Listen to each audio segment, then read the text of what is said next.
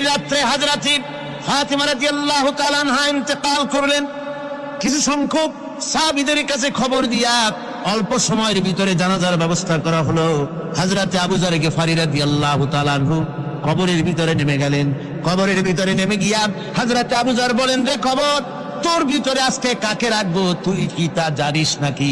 কোনো জবাব আসে না।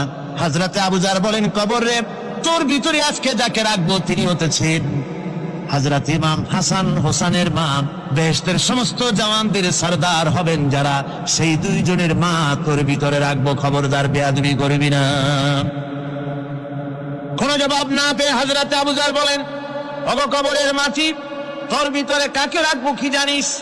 আসাদুল্লাহিল গালিব, দুনিয়ার সমস্ত কাফেরদের বিরুদ্ধে আল্লাহ রাব্বুল আলামিন যাকে বাঘ বানিয়ে পাঠালেন, সেই হযরতে আলী তার স্ত্রী রেখে যাব, খবরদার বেয়াদবি করবি না। কোনো জবাব আসে না। হযরত আবু যর বলেন, কবরের মাটি, তোর ভিতরে যাকে রাখবো তিনি হলেন খাতুনে জান্নাত, বেহেশতের সমস্ত মহিলাদের সরদারিনী হবেন যে ফাতেমা, তারে রেখে যাব, তোর ভিতরে খবরদার কোনো বেয়াদবি করবি না। আবার হযরত আবু যর বলেন, কবরের মাটি, তোর ভিতরে কারে রাখবো কি জানিস?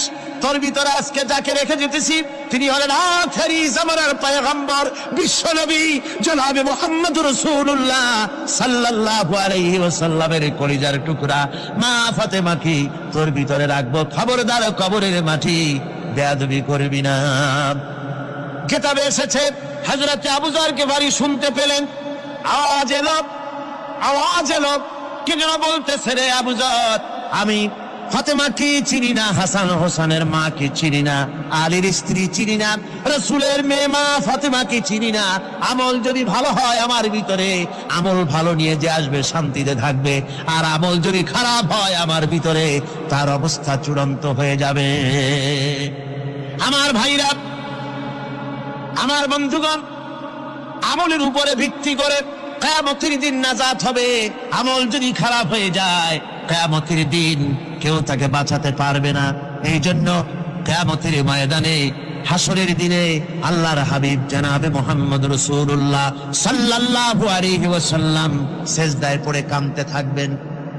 আল্লাহ রাব্বুল আলামিন বলেন, হাবিব রে, আপনি কাঁদেন কেন?